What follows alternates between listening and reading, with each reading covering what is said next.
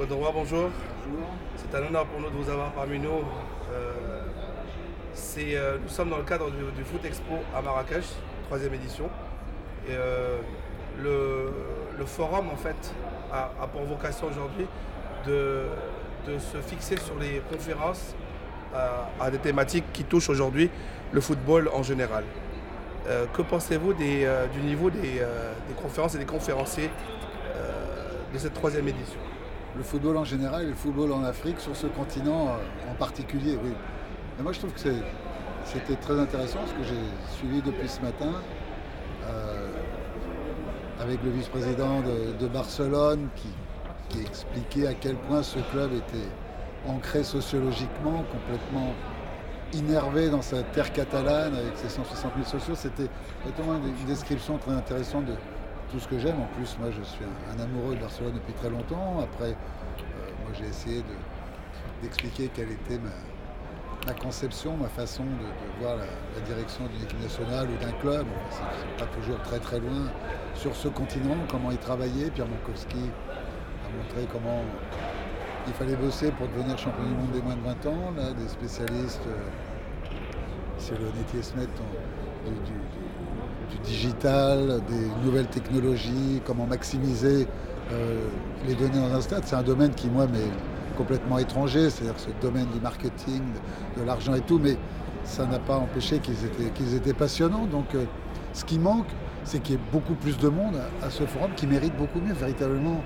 Moi, c'est la première fois que je viens, j'ai été invité à d'autres forums dans le monde, mais je trouve qu'ici, il n'y a pas, pour le moment, il y a la quantité, il y a la qualité, et qu'il faut donner un coup de main aux organisateurs parce qu'ils méritent beaucoup mieux. Ça devrait intéresser, je sais pas, tous les entraîneurs, tous les gens du foot au Maroc et puis dans les pays autour. Mais l'attraction d'une ville comme Marrakech, plus la qualité des débats et la qualité de l'offre proposée ici, devrait faire qu'en sorte petit à petit, il y ait de plus en plus de monde à ce forum. On a également l'organisation de la Coupe du Monde qui tombe à pic aussi. Le Raja qui est qualifié, ce qui fait qu'il y a tous les intervenants du monde du football marocain qui sont présents ici et ça aurait dû normalement attirer beaucoup plus de monde. Je pense que les choses se font plus lentement et qu'avec la qualité des intervenants de cette année, je pense qu'on pourra faire et attirer plus de monde pour l'année prochaine. D'autant qu'on a la Coupe d'Afrique aussi qui sera organisée au Maroc en 2015. Ça me permet de rebondir sur le sujet qui m'intéresse et qui nous intéresse. C'est on vous surnomme le sorcier blanc de l'Afrique. En tant que véritable connaisseur de l'Afrique, quelle est la place du football africain aujourd'hui dans le monde? Déjà bravo au Maroc et bravo au Raja pour finale de Coupe du Monde des clubs, c'est pas rien. C'est véritablement une performance exceptionnelle. Battre l'Atlético Mineiro, alors on peut trouver toutes les raisons possibles, psychologiques, mentales, mais bon, ils les ont battus 3-1, mais ils n'ont pas eu de la chance.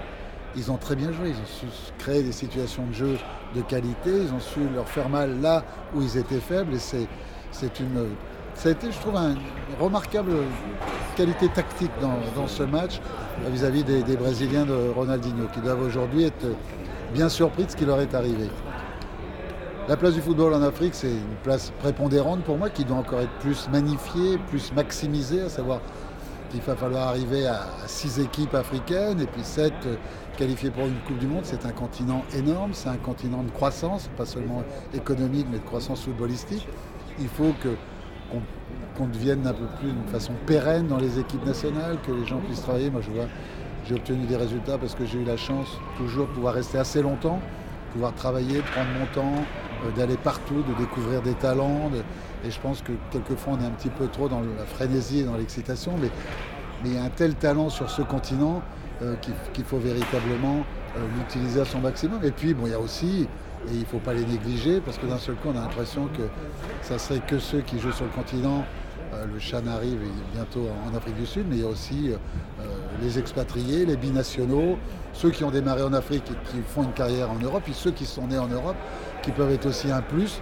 À partir du moment où on crée l'amalgame, où on crée une dynamique collective dans une équipe, moi je trouve que c'est ce qu'il y a de passionnant, de pouvoir faire vivre tous ces backgrounds socioculturels, toutes ces histoires, toutes ces éducations ensemble pour amener son équipe vers le haut. Claude Leroy et le Maroc et la sélection marocaine, ça aurait pu être une belle histoire d'amour. Oui, Qu'est-ce qui s'est passé, Claude? ce sont des amants en transit qui n'ont jamais réussi à se rendre compte, et à se rencontrer, et à se rendre compte peut-être l'un pour l'autre qu'il y avait quelque chose d'intéressant à faire. Non, à chaque fois que j'ai eu des propositions, je n'étais pas libre. Là, effectivement, pendant quelques semaines, j'ai été libre et j'étais en contact avec plusieurs fédérations. Il y avait le problème de mon staff. Vous savez, je ne prends pas beaucoup de personnes avec moi, mais je prends toujours un adjoint. Je prends les meilleurs, donc c'était un adjoint de grande qualité à qui j'avais promis qu'il viendrait travailler encore avec moi pendant 2 ou 3 ans. Donc c'était une promesse, en général je tiens les promesses. Et avec le Maroc, il y avait des problèmes administratifs ici, à savoir qu'il ne pouvait pas prendre de décision, puisqu'il n'y avait pas un président véritablement en situation de prendre la décision. Voilà, donc les dernières minutes, le Congo-Brazzaville est arrivé. J'ai rencontré le ministre et le président de la fédération à Paris. Ils m'ont parlé de leur projet, parce qu'ils avaient envie vraiment de mettre en place des vraies structures à la mesure des moyens d'un pays qui n'est pas un pays énorme comme la République du Congo. Et je leur ai donné mon accord, tout content de partir à Brazzaville. Mais il ne faut jamais dire jamais, peut-être qu'un jour, enfin, on finira par se rencontrer. Inch'Allah. Claude Leroy, merci d'avoir accepté notre invitation et je vous souhaite du courage pour votre nouvelle expérience au Congo-Brazzaville. Merci beaucoup et bonjour à tous vos téléspectateurs. Je vous remercie infiniment. Merci.